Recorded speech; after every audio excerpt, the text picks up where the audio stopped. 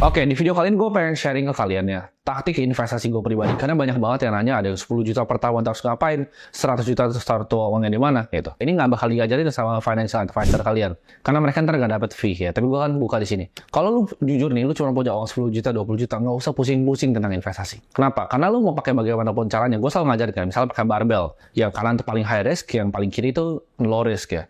Lu mau pakai berbagai macam strategi, lu mau pakai stocks, bonds, portfolio, lu mau bahkan mau pakai portfolio yang isinya full crypto, itu nggak akan berpengaruh. Kenapa? Lu misalnya beli Bitcoin kali 3 pun uang lu cuma dapat jadi 60 juta ya, kalau uang lu cuma 20 juta. Jadi itu nggak ada fungsinya untuk lu investasi di sebuah aset kelas. Karena manusia itu ada grafiknya, kalian bisa lihat di sini, itu ada namanya human capital sama financial capital. Jadi kuncinya adalah di saat kita masih muda, kita gedenya human capital bukan financial capital.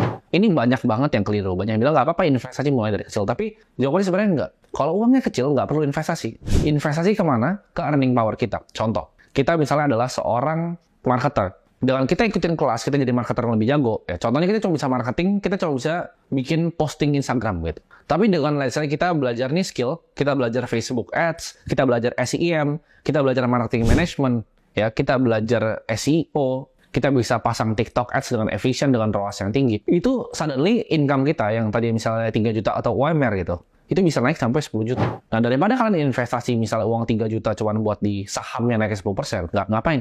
Kenapa lu nggak investasi 3 juta itu? Lu beli skill, beli course. Karena gini, orang banyak yang bilang, oh ngapain sih beli kelas, kan semua informasi gratis. Kalau ini yang pribadi gue praktekin ya, gue buang tuh miliaran uang untuk belajar ya. Mau itu online, mau lewat mentor, mau lewat seminar, mau lewat workshop, mau lewat buku. Itu miliaran gue keluarin seumur hidup gue. Kenapa? Karena dengan gue keluarin uang di sana, gue tahu itu adalah hal tercepat gue bisa balikin uang gue. Jadi kalau gue bisa upgrade skill gue di satu tempat, contohnya misalnya gue nggak terlalu ngerti YouTube nih, gue kelas YouTube, dengan gue ke kelas YouTube gue bisa dapat followers yang lebih banyak. Gue akan bayar itu kelas itu, berapapun harganya. Kenapa? Karena gue ngelihat adalah itu earning power gue bisa naik. Sedangkan gue nggak terlalu pedulin tuh financial capital gue nanti aja di belakang. Ketika income gue udah 300 juta, 500 juta sebulan, baru mulai mikir. Kenapa? Karena di uang 500 juta, 10% itu berbeda, 10% itu 50 juta, itu mulai berarti. Tapi sebelum itu berarti, ya, fokus untuk gedein income yang kita dapat per bulan, cash flow yang kita dapetin per bulan. Nah, itu cuma bisa didapetin dari kita increase skill kita. Contohnya kita dulu cuma seorang videographer, tapi dengan kita belajar, kita jadi sales, kita bisa bantu bahkan jualan produk ya. Kita bisa jualan produk, kita bisa jualan barang, kita bisa bikin agency sendiri akhirnya. Dari agency ini bisa ngasih kita uang lebih banyak lagi. Kita bahkan bisa gaji orang nanti untuk bisa jadi seorang videographer ya. Jadi di situ banyak yang kita bisa eksplorasi. Caranya gimana? Kita cari industri yang kita memang mau tekunin dan pelajarin semua, kita telan semua di satu industri itu. Contohnya, kita mau jadi sales yang terbaik nih. Kita beli nih buku tentang sales. Misalnya, How to Win Friends and Influence People by Dale Carnegie. Itu buku cuma berapa ratus ribu gitu. Influence gitu by Robert Cialdini. Orang banyak ngajarin, oh lu beli buku sebanyak-banyak ya. Jawabannya salah ya. Kalau gue ngeliat buku, biasanya gue cuma skim bukunya. Jadi gue bahkan suka lompat dari satu buku ke buku lain. Ada yang menarik di situ, baru gue googling. Ada yang menarik di situ, gue baru baca di Google Bar atau gue expand ke ChatGPT knowledge-nya.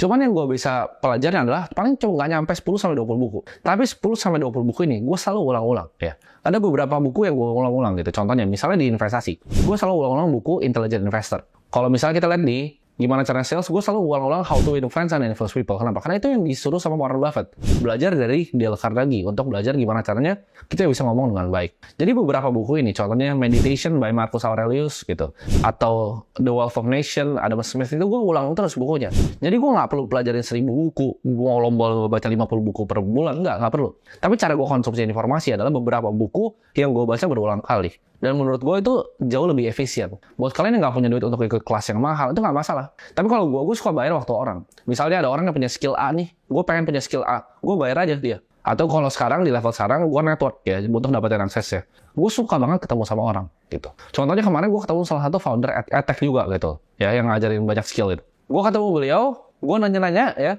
Gue dapetin informasi banyak banget yang gue dulu gak dapetin dari buku, gitu. Jadi kalau gue ketemu orang itu kayak baca buku yang baru, gue seneng banget. Jadi itulah fungsinya kita bahkan punya personal branding, kita punya networking. Tapi semua itu dibangun pelan-pelan. Jadi caranya adalah kita bangun human capital kita, network kita tadi. Kita bangun personal branding kita. Orang tahu kita tuh siapa. Kan gini, lu mau ketemu orang nih, oh kok gue mau ketemu lu, tapi nggak ada value yang ngebawa, itu gue nggak akan pernah mau ketemu. Tapi kalau lu bawa, lu adalah seseorang di suatu industri dan lu well respected gitu di industri itu akan berbeda game-nya dengan lu nggak punya personal branding. Jadi itu menurut gue satu hal yang kita bisa terapin di hidup kita untuk meningkatkan kualitas hidup. Karena tadi human capital yang tinggi itu akan memberikan yang email hasil lebih tinggi dibanding financial capital. Daripada lu sibuk-sibuk investasi, kenapa nggak mikir gimana caranya bikin 1 miliar sebulan? Apakah nggak mungkin? Mungkin banget, dan gue udah buktikan. Gue bisa gitu bikin 1 miliar sebulan.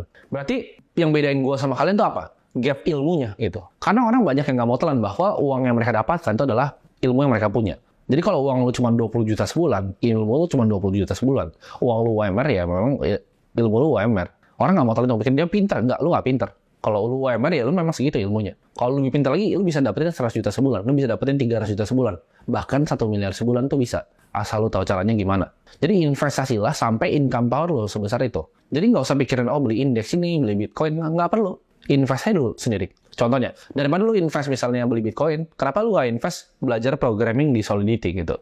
Karena itu gaji web developer aja, kalau kita lihat ya di crypto ya, Web3 developer, itu gaji itu bisa sampai ratusan juta. Itu kan earning power gitu. Kenapa lu nggak increase skillnya di sana? Kenapa nggak lu increase skillnya di bikin konten? Lu increase skillnya di jualan. Dengan lu gabungin beberapa skill aja, gue rasa itu bisa kalian stacking skill di atasnya gitu. Jadi buat kalian ya di sini yang baru mulai, yang mau mimpi untuk jadi kaya, jangan fokus ke financial capital. Jangan mikir, oh gue jago investasi lah, gue bisa dapetin 2%, 3%. Kecil duit lo.